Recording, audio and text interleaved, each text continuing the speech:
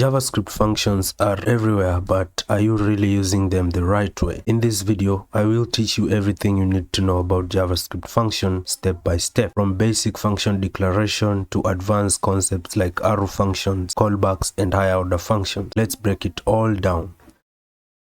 So what exactly is a function? Think of it as a recipe. It's a reusable block of code that performs a specific task whenever you call it. For example, I'm going to open my code editor here, and I'm going to use the Node.js runtime to run the JavaScript code. So if you don't have it, just head over to nodejs.org and install the LTS version for your operating system and you'll be good to go. Now, inside here, I'm going to create a new file called index.js. This is where I'm going to write all my code. Now, this is the basic syntax of a function in JavaScript.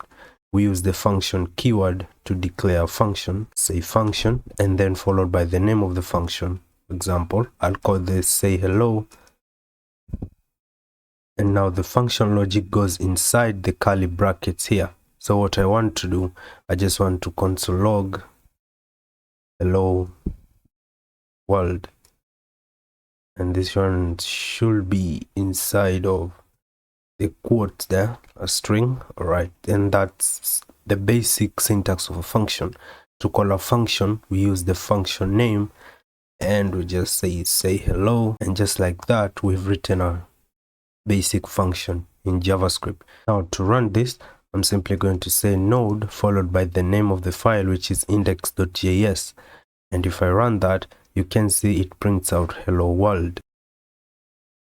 Now, function can take inputs called parameters and return outputs. For example, here I can create another function, so I can say function, and this I'm going to call it add, and now inside here I can pass in the inputs or the parameters. Let's say I want to receive a value. I want to receive two values, a and b, and then inside here what I want to do is return the sum of these two values. So I'm going to say a plus b, just like that. Now to call this, I'll do the same thing I did here, but because we want to print the sum of these two numbers, I'm going to say console log, and then inside the console log I'm going to call my function, and now I'm supposed to pass in the two values, which is a and b. Now for a I'll say 2, and for b I'll say 3, like that, and I'm going to save that. I'm going to clear my terminal and run this again, and you can see we have hello world, which was the first one here, and then we have 5, which is the second output of the function add. Now let's say we want to assign a default value in case the values we have here, let's say they weren't provided. We can also assign a default value. For example, I'll create another function, so function, and then I'm going to call it print name.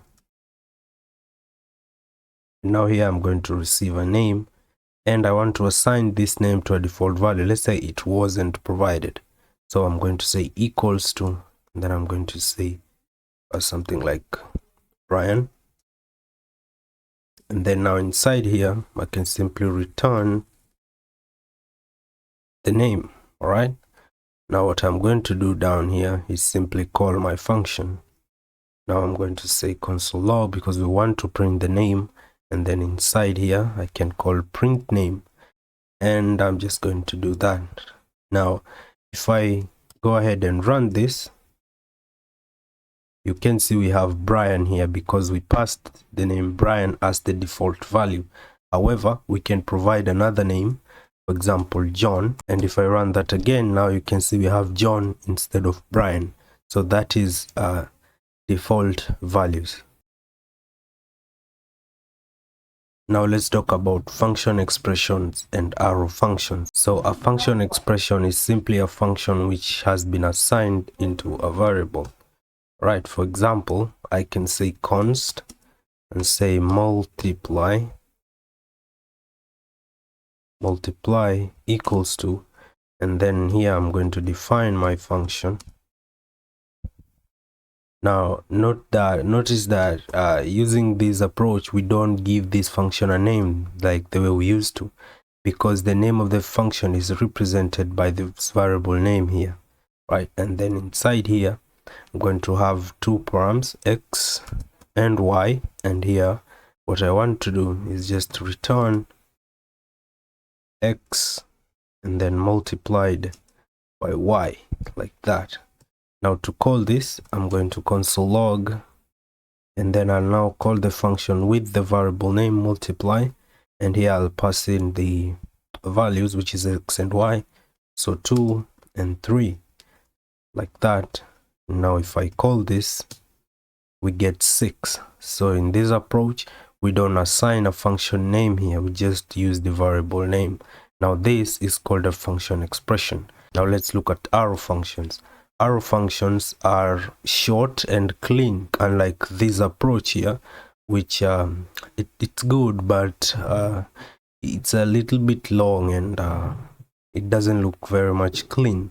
So with arrow functions, we can do something like this. We can say const. I'm going to write the same function. I'm going to say const and say arrow function,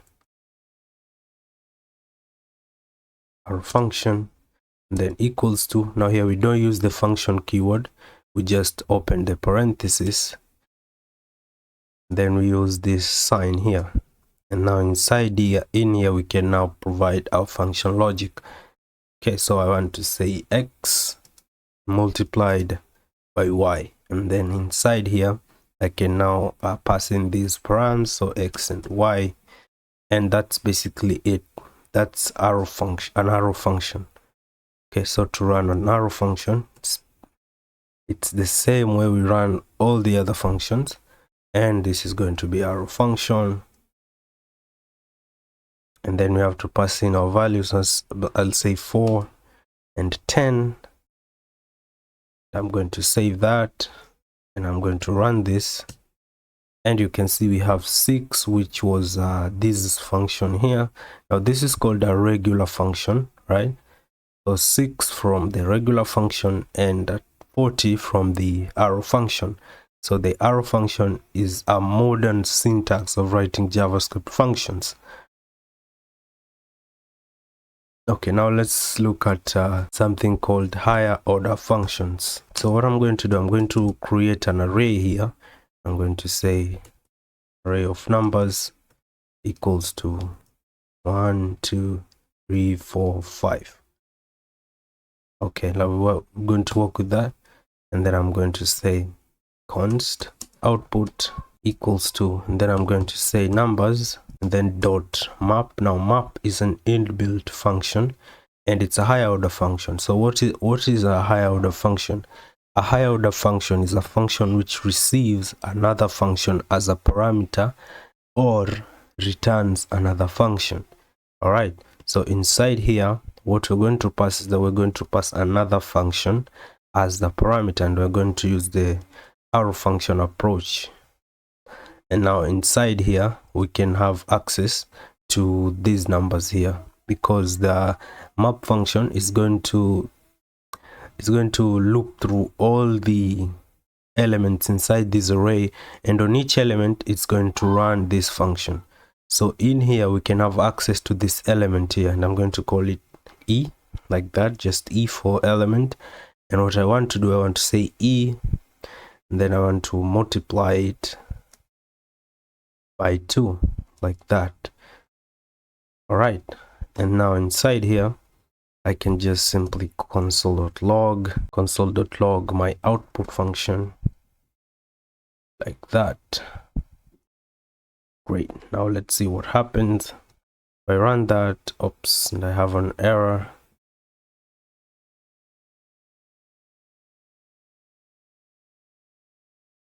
Oh, sorry, output wasn't a function. Yeah, okay, I added the extra parenthesis. Now if I run that, you're going to see that this map function returns another array, and on each element it took that previous value and it multiplied it by 2 to get, so the first one, instead of 1 we got 2, and the second one, instead of 2 we got 4, and etc. Now let's look at another function called immediately invoked function expression. Now this is a function which runs immediately, and to do this we're going to start with our parenthesis there, and then inside the parenthesis we're going to define our function here. So function say hello, and inside here I just want to console log hello there, like that. All right, now this function is going to be invoked immediately we define it. Now to invoke this function, at the very end here we can add another pair of parentheses. Now I'm going to save this and I'm going to run this, and you can see we have say hello. So we didn't call this function by the function name. As a matter of fact, we can go ahead and completely remove the name of that function and it's still going to work fine. All right, so this is called an immediately invoked function expression. Now we can use this approach to define our private scoped variables, right? For example, we can define a variable here called message, and this equals to, it's going to be equals to this say hello here, and then inside here we can console log the message like that.